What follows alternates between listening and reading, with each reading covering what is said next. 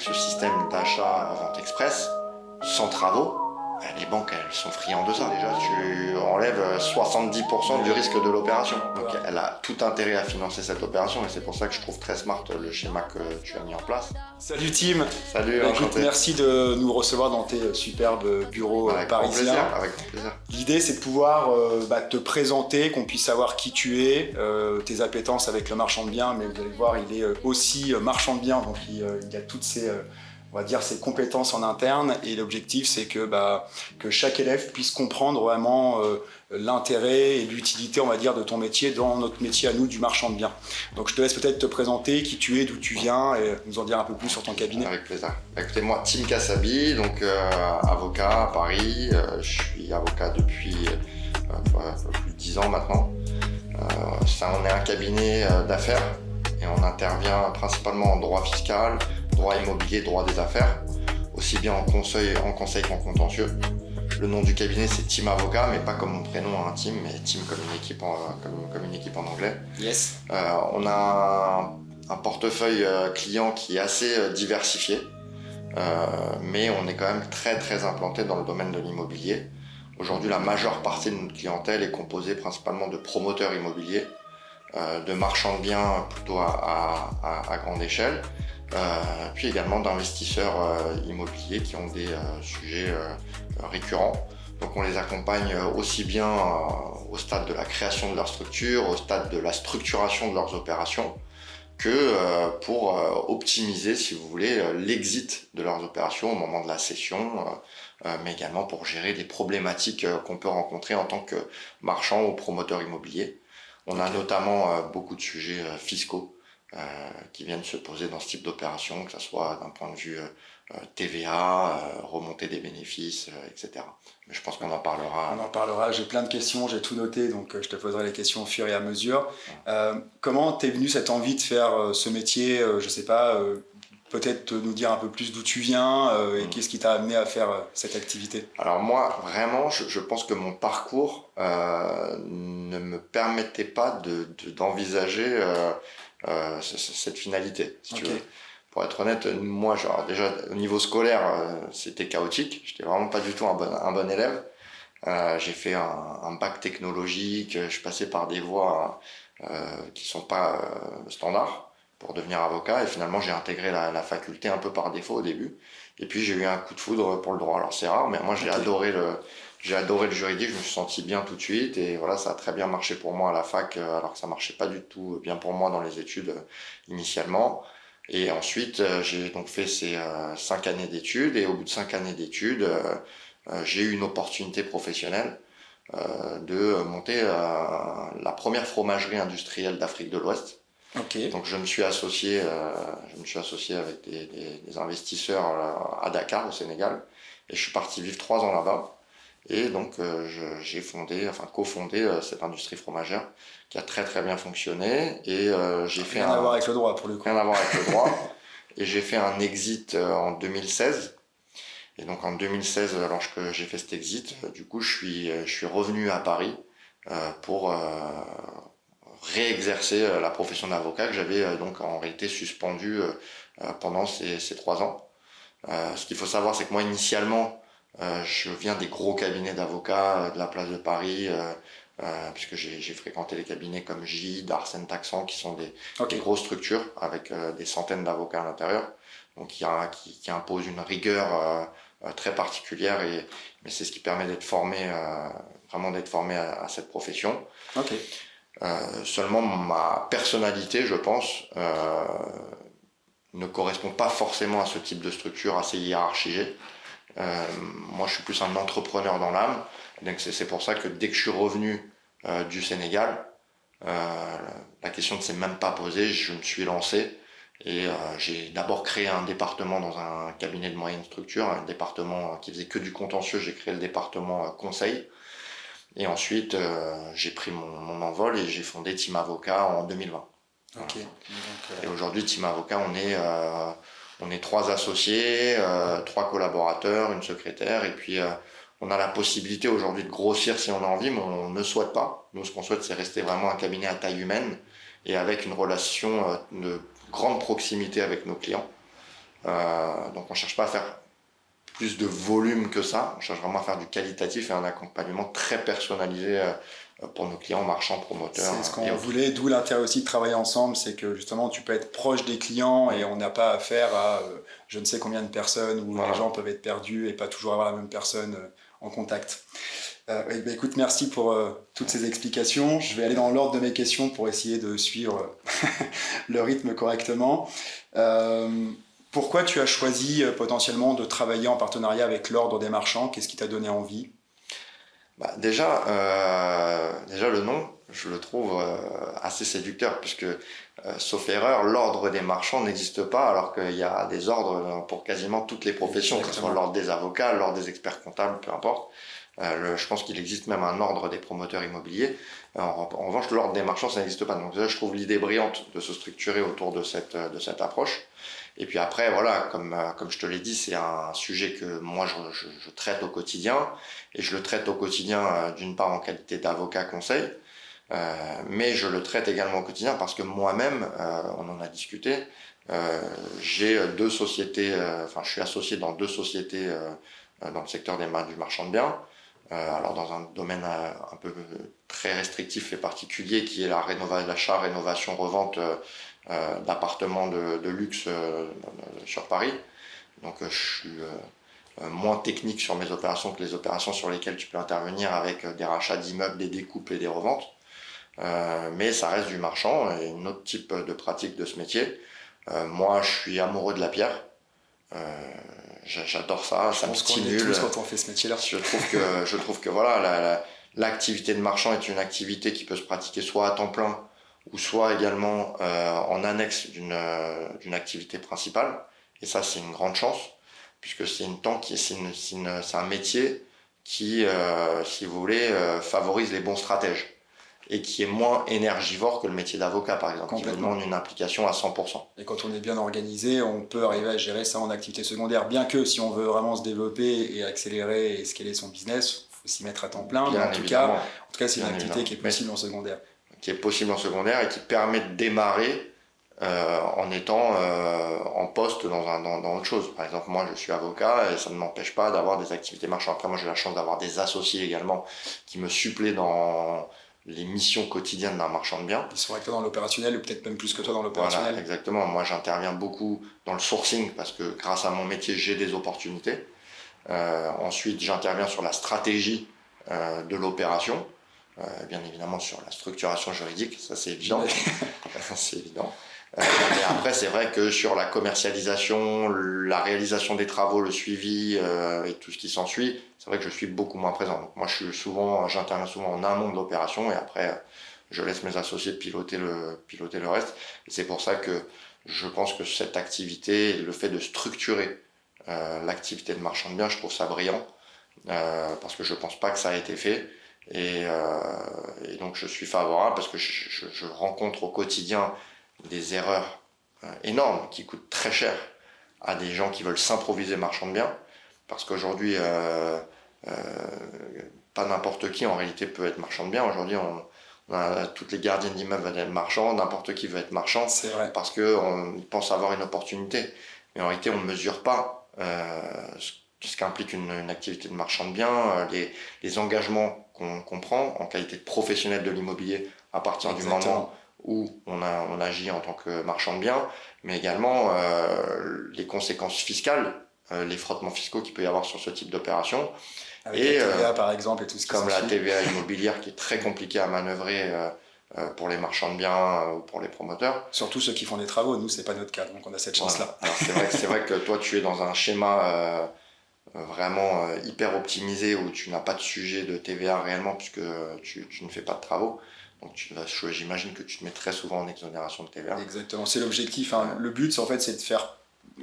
moi, je fais comme ça mes opérations, mais c'est aussi pour mes élèves d'aller sur un schéma assez simpliste, entre guillemets, et de sécuriser mes élèves et de les sécuriser sur leurs opérations et essayer d'avoir des opérations qui soient assez express. Oui, ça, C'est de toute l'objectif. façon, les opérations sans travaux, c'est les opérations les plus saines possibles. A Mais priori. tu le sais parce que ce que Tim Ouais. ne vous a pas dit, c'est que Tim, quand il a la possibilité, lance aussi de la pré-commercialisation qui te permet, si tu as l'acquéreur en face, de revendre rapidement et de ne pas faire ta phase de travaux et tu gagnes du temps. De toute façon, nous, on essaye toujours. Alors nous, c'est pas des immeubles comme toi à la découpe, mais nous, quand on achète un appartement, on se fixe toujours au moins 3 mois de délai après post-acquisition pour commercialiser le bien sans travaux. Si on estime qu'on l'a acheté sur une fourchette basse du marché, voire carrément en dessous du marché, on se laisse 3 mois pour commercialiser. Et si ça mord, tant mieux, ça nous évite de faire les travaux. Si ça mord pas, on fait les travaux et ensuite on embellit le bien et ensuite on revend.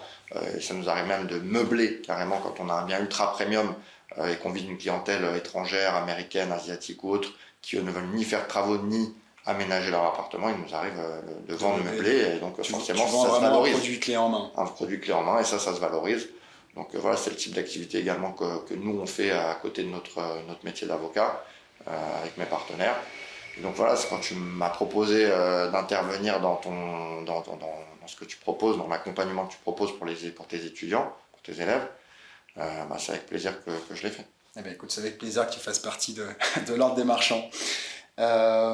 Pour un élève qui débute dans la méthode justement plutôt d'achat-revente express, comme on a discuté, c'est quoi pour toi les premières questions fiscales auxquelles il doit répondre avant même de signer quoi que ce soit? Je ne sais pas si ma question est claire, mais... En fait, la fiscalité, elle intervient tout au long d'une opération marchande. Elle intervient en amont, avant même de réfléchir à cette opération. Il faut se dire, voilà, quel type d'opération je vais réaliser. C'est aussi la nature des travaux qui va peut-être déterminer sur quel schéma de structure je vais me diriger. Et puis après, vous avez la fiscalité qui se pose également au moment de la revente, de la sortie de votre produit, et encore plus à la fin, au moment de la distribution des bénéfices de la société. Que ce soit en dividende, en dividende, en rémunération d'un mandat social, ou en refacturation d'honoraires si vous avez si vous avez des structures annexes qui facturent des honoraires tout au long de l'opération. Donc il y a plein de... La fiscalité se pose tout au long de l'opération, vraiment avant même de penser jusqu'à la sortie des fonds. Donc avant de penser à l'opération, oui, effectivement, il y a plein de structures possibles, la SARL, la SAS. Est-ce qu'on intervient, on crée une petite holding qui va détenir la société de marchand de biens? Est-ce que c'est la société de marchand de biens qui va créer en elle-même cette opération? Pour les opérations de promotion qui sont de la construction, on crée ce qu'on appelle souvent des SCCV, c'est des sociétés civiles de construction-vente. Bon, ça, c'est plus pour de la construction, pour des opérations de promotion immobilière. C'est bien de savoir, même si ça ne sera pas forcément leur intérêt. Mais c'est pour les marchands, souvent on utilise finalement des sociétés à responsabilité limitée standard, qui sont des SARL ou des SAS. La SAS, c'est ce qui est le plus utilisé parce que c'est ce qui est le plus flexible aujourd'hui. Complètement. Mes deux sociétés de marchands sont SAS. Une SAS parce que je suis associé, une SASU parce que je suis seul. Mais oui, voilà, c'est des SAS, quoi qu'il arrive. C'est vrai que c'est la C, de toute façon, la forme sociale qui est le plus utilisée aujourd'hui, et pas que pour les opérations marchands, de manière générale en réalité. Et pour une société marchand, on peut très bien structurer ça autour d'une société par action simplifiée. Ce qu'il faut savoir, c'est une société par action, donc il va y avoir des actionnaires ou alors un actionnaire unique. Et dans ce cas-là, on parlera de SASU, société par action simplifiée unipersonnelle. Ce qu'il faut savoir, c'est que la SASU, vous avez donc deux options. Vous pouvez soit avoir une société par action simplifiée qui a l'impôt sur les sociétés. Donc ça, c'est le schéma le plus classique. Je pense que 90-95% des sociétés sont sous ce format-là.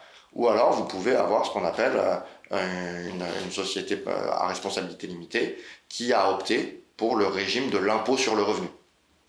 Donc, dans ce cas-là, ça veut dire qu'il n'y a pas d'impôt sur les sociétés, mais que les bénéfices de la société sont directement imposés entre les mains des associés à l'impôt sur le revenu. Donc, c'est un schéma un peu plus particulier qui peut coûter très cher si les bénéfices sont élevés. Parce que l'impôt sur les sociétés, on sait où on va. L'impôt sur les sociétés, il est globalement de 15% jusqu'à environ 40 000 euros et 25% au-delà de 40 000 euros. Donc on est sur ce schéma-là actuellement, donc on sait à quelle sauce on va être mangé lorsqu'on fait une opération marchand. On va parler très concrètement. Sur une opération marchand, vous investissez 300 000 euros vous revendez 400 000 euros, vous gagnez 100 000 euros. C'est 100 000 euros le traitement fiscal lorsque vous êtes à l'impôt sur les sociétés. Vous allez payer donc 15% sur les 40 premiers milliers d'euros, d'accord? Et ensuite, sur les 60 000 euros supplémentaires de votre plus-value, du bénéfice que vous avez dégagé, vous paierez 25%. Voilà. Donc ça, on sait à quelle sauce on va manger. Mais par contre, ce qu'il faut bien comprendre, c'est que l'argent qui est encaissé par la société marchande, il appartient à la société marchande de biens. Ce n'est pas l'argent, il n'appartient pas aux associés. C'est ce que beaucoup de gens ont Et ça, c'est une logique que les novices ont du mal à intégrer. C'est-à-dire que la personne morale est une personne à part entière. La société est une personne morale à part entière. Il n'y a pas de confusion des patrimoines ou des comptes bancaires entre un associé et la personne morale. Le compte bancaire et les bénéfices de la personne morale lui appartiennent. Et vous, votre trésorerie personnelle, elle est complètement indépendante de la société. Donc si vous voulez bénéficier de cette trésorerie-là, il va falloir vous rémunérer. Et là, vous allez avoir un second frottement fiscal au moment de la distribution de ce bénéfice. Donc vous avez compris que vous avez un premier frottement fiscal au moment de payer l'impôt sur les bénéfices au niveau de la société. Et ensuite, vous avez un deuxième frottement fiscal au moment où vous distribuez les fonds. Donc, je vais vulgariser parce qu'on ne va pas rentrer, je pense, trop dans le détail, mais on pourra le voir en coaching, de manière personnalisée, mais vous avez globalement deux sortes de vous rémunérer. Soit vous attendez la fin de l'année et vous distribuez ce qu'on appelle des dividendes, donc les bénéfices de la société.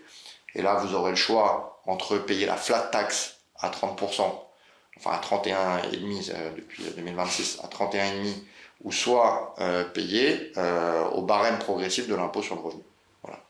Il y a aussi une possibilité de réinvestir les bénéfices dans de nouvelles opérations aussi pour faire baisser... Bien sûr. Après, il y a la possibilité aussi de ne pas se verser de rémunération. Vous pouvez laisser l'argent dans la société et utiliser cet argent justement pour réinvestir dans d'autres opérations.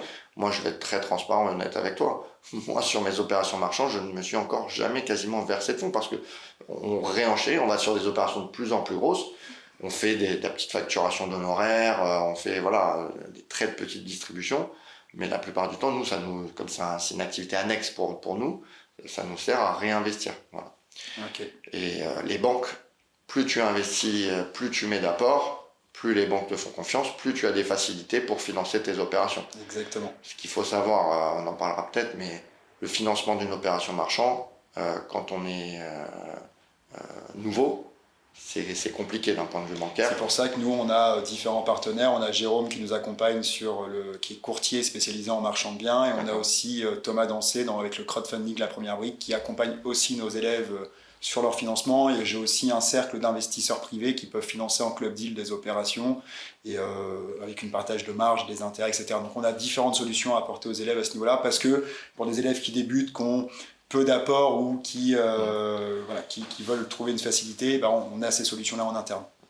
C'est une chance que tu leur offres et honnêtement c'est vraiment exceptionnel parce que nous, quand on a démarré en tant que marchand sur notre première opération, c'était en 2021, on a tout financé à 100% fonds propres. Donc on était sur une petite opération et on a mis du temps avant de pouvoir grow up et puis d'aller sur des opérations un peu plus importantes. On a dû faire 2 opérations rentables avant que la banque nous fasse un peu confiance. Au début, on nous demandait 50% d'apport, après on est passé à 30%.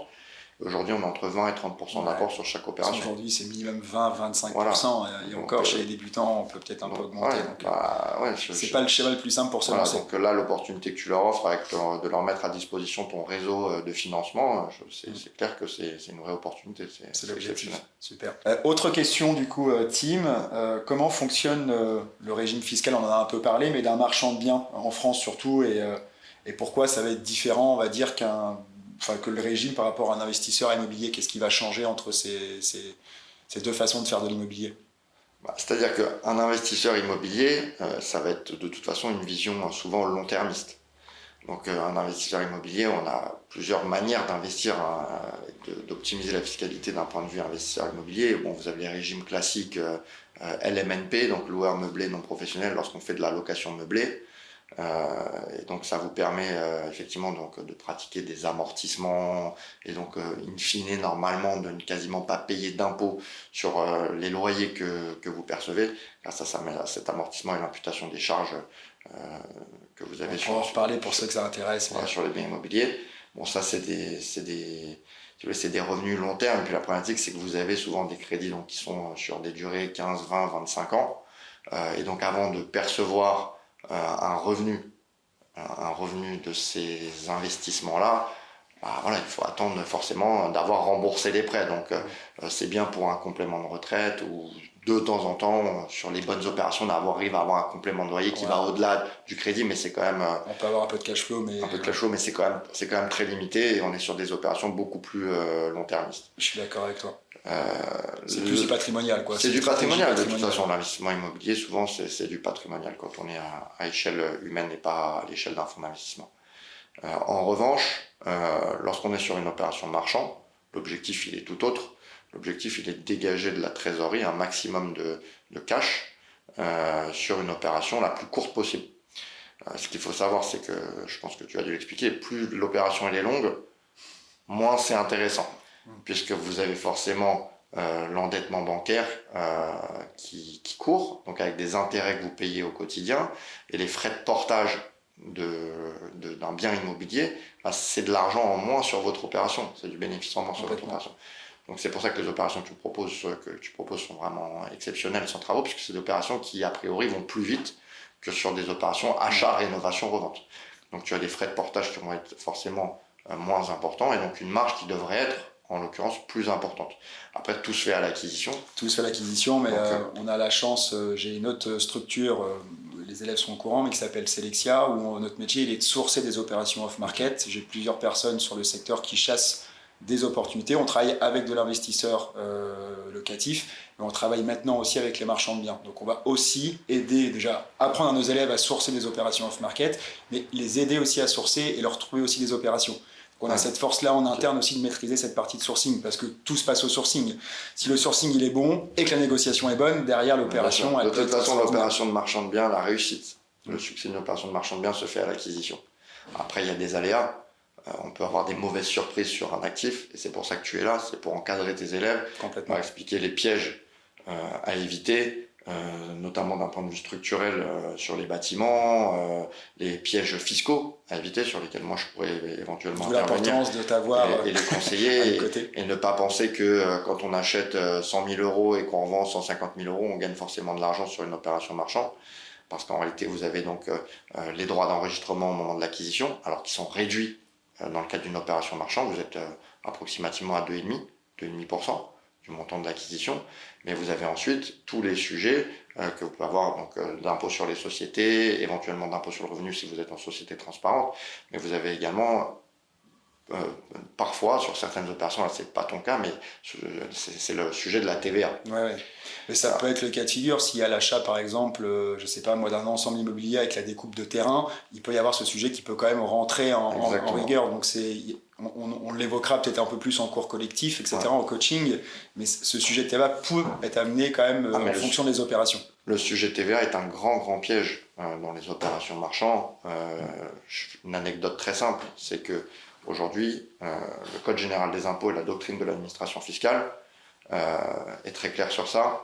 Dès lors que vous réalisez des travaux sur un actif qui a été achevé depuis plus de 5 ans et qui a pour finalité de le rendre à l'état neuf, vous êtes assujetti à ce qu'on appelle la TVA immobilière.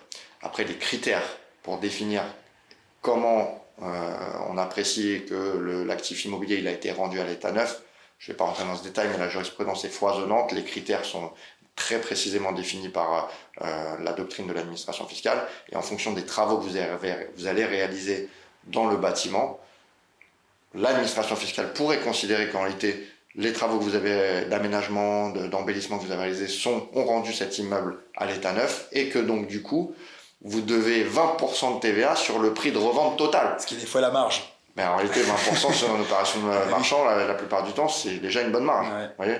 Donc là, on se retrouve, moi, au cabinet, avec des contentieux, des clients qui pensaient avoir une marge de 20, 15, 25%, peu importe, et qui se retrouvent à perdre de l'argent sur leur opération parce qu'ils n'avaient pas anticipé cette problématique fiscale. Donc d'où l'intérêt d'être bien encadré, d'être bien entouré en termes de réseau. C'est ce que j'explique constamment aux élèves, c'est que le réseau, c'est la clé pour réussir.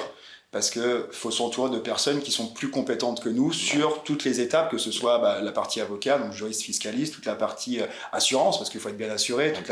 Si on est bien entouré, franchement, c'est ce que j'apporte en tout cas aux élèves. De toute façon, on ne peut pas être bon partout. Mais non. On ne peut pas être bon en travaux, bon en droit, bon en tout. Enfin, c'est impossible. D'accord. Il faut, comme tu le dis, le réseau est bien s'entourer sur une opération.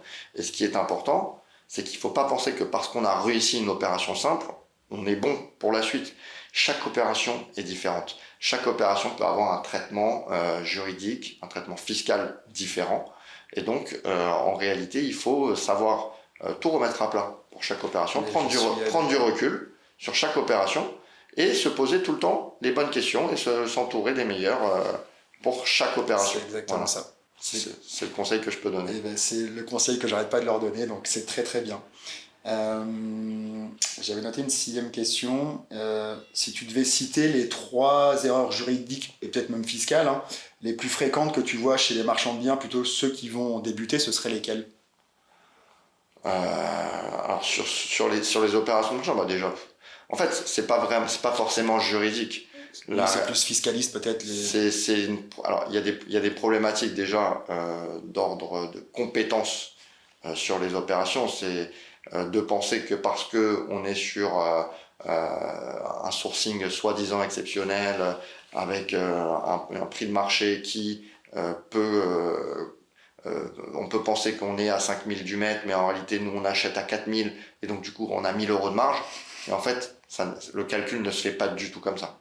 Donc, quand on calcule le bénéfice potentiel et la réussite d'une opération, il faut en réalité tenir compte d'une marge nette. Donc, savoir calculer le réel coût d'acquisition, le coût des frais de portage, les frais bancaires, ou de financement lorsque tu as des crowdfunding, etc., que tu vas avoir tout au long de l'opération, pour déterminer ensuite un prix de revente en worst case, un prix de revente dans le meilleur des mondes, et en fonction, s'assurer que dans tous les cas, tu gagnes plus ou moins. Complètement. Plus ou moins. Pour ceux qui ne comprennent pas, l'idée c'est de calculer en fait un prix pessimiste, un prix de marché, un prix optimiste. C'est vraiment d'avoir ce côté-là et de s'adapter. On ne fait jamais une opération parce que le prix optimiste, enfin la marge optimiste est bonne. Non, on va toujours sur le côté pessimiste, c'est hyper important. Ça c'est déjà le b.a.-ba de la réussite d'un marchand. Et ensuite, il y a les erreurs classiques que font les novices. C'est sur le choix de la structure. Souvent, j'ai vu des gens qui s'improvisent marchands et qui vont créer une société civile immobilière. Non, mais on en rigole, mais c'est ultra fréquent. Donc là, en termes c'est ultra fréquent parce qu'on se dit, opération immobilière, je crée une SCI. Mais une SCI, une société civile immobilière, c'est une société qui a pour vocation de réaliser des activités patrimoniales exclusivement. Exclusivement patrimoniales. L'achat-revente à court terme est une activité commerciale et donc ne peut pas être exercée par une société civile immobilière qui, elle, doit avoir une activité civile. L'activité civile, c'est une activité patrimoniale, pas d'achat-revente.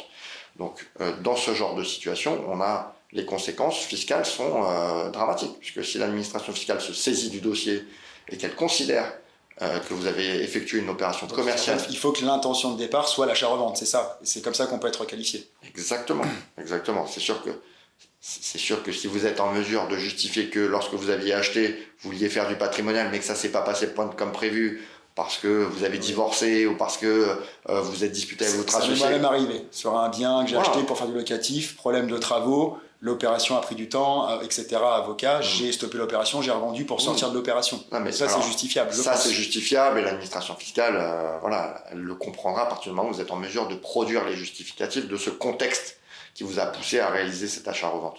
Mais si, dès l'origine, en réalité, vous aviez l'intention, ou même si vous n'aviez pas forcément l'intention, mais que vous avez acheté un actif, vous faites les travaux, vous voulez le louer, et finalement vous vous rendez compte que le marché il a grave évolué 3 mois après, et vous avez la possibilité de faire une plus-value immobilière. C'est risqué. C'est risqué, vous voyez. L'administration fiscale, dans ce cas-là, les conséquences fiscales peuvent être très importantes, que ce soit en matière de TVA, d'impôt sur les sociétés, d'activités occultes, majoration possible de 80%, etc.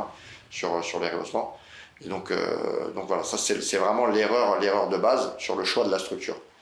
Après, l'erreur à ne pas faire également, c'est comme je vous le dis, penser que la trésorerie de la société appartient aux dirigeants et utiliser la trésorerie de la société à des fins personnelles. On ne peut pas aujourd'hui utiliser les comptes d'une société de marchand de biens pour aller au restaurant. C'est très limité. Moi, en tant qu'avocat, je déjeune régulièrement au restaurant parce que c'est un métier. Oui, tu peux te permettre le marchand de biens. Un métier où on est obligé. Moi, j'ai vu des gens sur des SCI le faire. Je me dis, mais c'est pas voilà, problématique. Donc, bah oui, c'est bien évidemment. Donc, il faut toujours, de toute façon, se poser la question, quand on est dirigeant d'entreprise, que ce soit dans une société marchand ou autre, c'est est-ce que la dépense que je vais engager avec le compte en banque de ma société est dans l'intérêt de ma société? Est-ce que ça va apporter quelque chose à ma société si je dépense cet argent? Et ça, si vous voulez, c'est une logique que certains oublient avec le temps parce qu'on prend ses aises et parfois on acquiert de mauvaises habitudes. Mais malheureusement, les conséquences de ces mauvaises habitudes, les conséquences fiscales, peuvent être très importantes. Donc voilà, si je peux résumer. Mais c'est très bien, tu as exactement répondu aux 3 erreurs en tout cas que tu estimes, donc c'est très bien. Il me reste encore 4-5 questions à te poser. La pré-commercialisation avant l'acquisition, on en a parlé. C'est une pratique centrale dans la méthode qu'on utilise, dans la méthode ARE, achat-revente express. Est-ce que ça soulève des questions juridiques spécifiques ou comment on sécurise ça correctement? Est-ce que tu as des éléments à nous apporter à ce sujet? Déjà, je dois reconnaître que cette méthode de pré-commercialisation sur des activités marchandes de biens, c'est quand même assez novateur. Parce que la pré-commercialisation, normalement, se fait quasiment exclusivement sur les opérations de promotion immobilière. Oui. Tout le monde, je pense, tous les élèves ont déjà reçu un nombre infini de pubs de promoteurs immobiliers sur des commercialisations d'actifs avec des plans 3D où on se dit, oh, il est extraordinaire cet appartement, mais en fait, c'est juste un plan 3D. Donc ça, c'est ce qu'on appelle la pré-commercialisation promoteur immobilier. Sur des opérations marchandes, c'est beaucoup moins fréquent. Mais en réalité, ça permet avec certitude de sécuriser la réussite d'une opération marchande, puisque si ça ne mord pas au moment de la pré-commercialisation, ça te permet à toi en tant que marchand de sortir de l'opération et de ne pas finaliser, puisque j'ai cru comprendre que tu pouvais, ce que tu faisais, c'est que tu pré-commercialisais dès lors que tu avais une offre acceptée par le vendeur. C'est exactement ça. Alors moi, le seul sujet, en réalité, c'est de sécuriser ça avec le vendeur, c'est-à-dire d'obtenir son autorisation de pré-commercialiser l'actif, parce que si tu le fais hors son autorisation... Bien sûr, on le fait toujours avec l'autorisation, on voilà. a toujours une acceptation. Ça veut dire que tu commercialises un actif qui ne t'appartient pas. Bien sûr. C'est toujours délicat. On a une autorisation, bien évidemment, et l'objectif c'est d'avancer le plus rapidement après sur des promesses d'achat avec les acquéreurs pour le jour où on devient propriétaire, pouvoir signer rapidement les actes authentiques. Exactement. C'est vraiment l'objectif. Exactement. Et toi, tu as un avantage en pré-commercialisant par rapport au promoteur, en tant que marchand, c'est que tu n'as pas cette obligation d'avoir pré-commercialisé 70% pour obtenir ce qu'on appelle les assurances GFA, garantie de fin d'achèvement. Tout à fait. Parce que ce qu'il faut savoir, c'est que sur les opérations de promotion immobilière, qui est un métier très spécifique, pour pouvoir réaliser une opération de promotion, il faut obtenir ce qu'on appelle une GFA, une des assurances GFA, garantie de fin d'achèvement, et ces assurances ne vous sont accordées que si vous avez pré-commercialisé au moins 60, 70, 50, 70% de l'opération en fonction des assurances. Donc c'est parfois très contraignant, très compliqué à obtenir, surtout dans un contexte immobilier qui s'est un petit peu tendu ces dernières années sur le marché du neuf. Alors que vous n'avez pas ces contraintes-là. En réalité, la pré-commercialisation à vous, elle vous sécurise simplement d'un point de vue financier de l'opération. Donc c'est vraiment super d'utiliser cet outil dans votre schéma. Écoute, génial, merci pour ta transparence. Concrètement, si un élève de l'ordre des marchands veut faire appel à toi, qui est l'objectif également, parce que l'objectif c'est vraiment de leur apporter un cercle privé, un réseau privé, et forcément si on les accompagne, si l'équipe, vous les partenaires les accompagnez, l'objectif il est vraiment de pouvoir travailler avec eux sur le long terme. C'est vraiment, j'ai envie de leur apporter un réseau pour leur faciliter leur quotidien. Et donc toi, concrètement, comment ça se passe si quelqu'un veut bosser avec toi? Est-ce qu'il y a un premier rendez-vous? Comment est-ce que tu vas est-ce qu'il y a, je sais pas moi, un audit de fait sur la situation de chaque élève? Comment est-ce que tu procèdes? De toute façon, en acceptant de participer à à ton réseau, c'est de mettre à disposition nos compétences au profit de tes élèves, principalement par des échanges de groupes, enfin des interventions dans le cadre des classes que tu vas dispenser. Après, s'ils ont besoin d'être accompagnés sur des opérations spécifiques, bien évidemment, ils peuvent prendre la tâche de notre cabinet. Donc je pense que tu feras circuler de toute façon tu seras en contact l'adresse mail et les coordonnées de notre cabinet. Nous, ce qu'on fait, c'est qu'on reçoit donc, en consultation, alors ça peut être visio, téléphonique ou physique, en fonction de la localisation des élèves. Et ensuite, on fait ce qu'on appelle une proposition d'accompagnement. Donc si l'élève il a besoin d'un accompagnement personnalisé, on lui propose un accompagnement en contrepartie d'une prestation qui est rémunérée pour notre cabinet, bien évidemment. Et si ça convient, voilà, on dispense cet accompagnement et puis nous, on peut accompagner bien évidemment les élèves, que ça soit au moment de la structuration, même au développement stratégique de l'opération jusqu'à la finalisation et la réalisation de l'opération. L'objectif, c'est vraiment faire, je pense, un audit personnalisé de chaque élève, de comprendre là où il en est, où est-ce que je pense qu'au préalable, il faut que fiscalement, il faut que ce soit OK pour lui, il faut vraiment le conseiller au mieux sur le choix de sa structure, sur son modèle de société, tout ce qui s'ensuit, parce qu'il y a certaines personnes qui vont potentiellement avoir d'autres activités et déjà être entrepreneurs, peut-être une possibilité de les conseiller sur de la holding, en fonction de chaque profil, en fait, ça va être différent, donc c'est vraiment l'objectif. Après, nous, voilà, comme je l'ai dit, on intervient sur vraiment du début à la fin. Donc, on pourra leur dispenser des conseils, un accompagnement et même dans la création de leur société si besoin, dans la création des holdings, dans la restructuration. C'est l'objectif. Voilà. Parce que il faut être cadré dès le départ si les choses sont faites correctement au démarrage. Ça donne un cadre pour la suite. Parce que j'ai beaucoup de marchands, notamment, beaucoup de futurs marchands, donc des élèves, qui me disent ouais, moi, ma première opération, je vais faire en résidence principale, etc. Mais je dis, c'est quoi tes objectifs plus tard? C'est de faire une opération ou c'est de continuer sur le long terme et de scaler le business? Et souvent, on me répond, c'est de développer. Donc je lui dis, cadre-toi dès le départ, lance-toi en marchand, fais les choses correctement dans un cadre légal et derrière, ce sera beaucoup plus simple pour la suite. Tu me rejoins sur ça. Je te rejoins sur ça. Génial. Qu'est-ce que tu peux apporter à un marchand de biens express que son notaire ou son expert comptable ne peut pas faire à sa place? C'est peut-être une question un peu vague, mais... C'est très vague. Après, tu sais, la réalité, c'est que ça dépend des compétences des notaires et des experts comptables. On les a aussi avec nous, donc ils sont hyper compétents. Donc il n'y a pas forcément de bonne réponse. Là, il n'y a pas forcément de bonne réponse. C'est juste que c'est des métiers différents. Un expert comptable, il va intervenir notamment sur le prévisionnel d'activité de vos opérations. C'est indispensable pour obtenir un financement bancaire. Nous, en tant qu'avocats, on n'est pas habilité à produire des... Et on a aussi la chance, je me permets de te couper, mais on a la chance de travailler avec Mabrikimo, je ne sais pas si tu les connais. Donc c'est partenaire aussi de l'Ordre des marchands, je les vois tout à l'heure d'ailleurs, et ils ont aussi la possibilité de pouvoir on peut étudier une opération, que ce soit avec un investissement par un investisseur privé, du crowdfunding, par la banque, on a toutes ces solutions-là, on peut calculer un prévisionnel, et ils nous accompagnent aussi sur la création de dossiers, donc on a la chance de les avoir aussi parmi nous, donc c'est aussi une aide en plus. C'est typique les compétences que nous, on n'a pas, par exemple. Exactement. C'est sur ça qu'on n'intervient pas et qu'eux, ils ont une compétence propre. Un notaire, c'est indispensable de toute façon pour la réalisation de la vente. Donc, que ce soit au stade du compromis et au stade de la vente de l'acte définitif de vente. Nous, on travaille en partenariat avec les notaires. Je crois que vous travaillez avec l'étude de Alexandra Lancry. C'est un excellent choix, je ne peux que la recommander, puisque nous, de toute façon, c'est une partenaire privilégiée du cabinet, et sur laquelle on s'appuie régulièrement sur des opérations complexes pour les opérations. Maintenant, en réalité, ce qu'on attend aujourd'hui beaucoup d'un notaire ou d'un avocat, c'est de la réactivité et de la compétence. Donc l'avantage avec les partenaires que tu as choisis, que ce soit avec Alexandra Lancry ou avec nous, c'est ce qu'on essaye d'offrir de toute façon aux élèves. Et je ne vais pas dire qu'on est meilleur que les notaires sur certains points ou qu'ils sont meilleurs que nous, c'est juste qu'on est complémentaires. C'est ce que je voulais faire comprendre, en fait, que chaque partenaire est vraiment complémentaire et surtout que c'est hyper important de bien s'entourer. On parlait du réseau, mais il faut des notaires, il en existe plein, mais des notaires qui sont spécialisés en marchand de biens, il y en a peu, ou des avocats qui ont cette appétence et ces compétences dans le marchand de biens, il y en a peu aussi. Ils sont...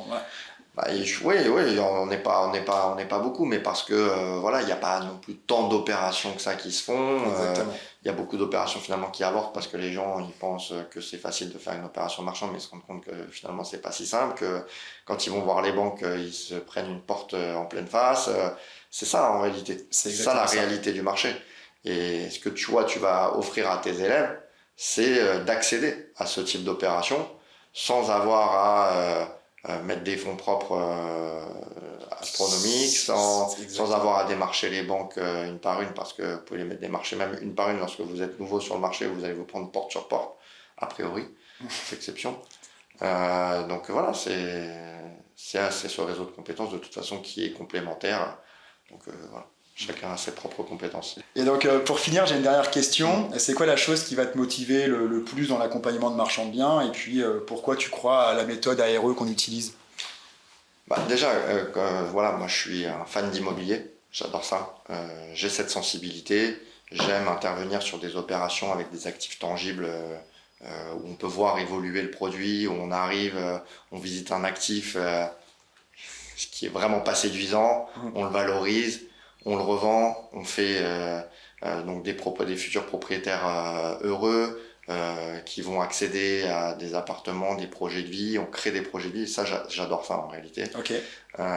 C'est quelque chose que j'aime beaucoup.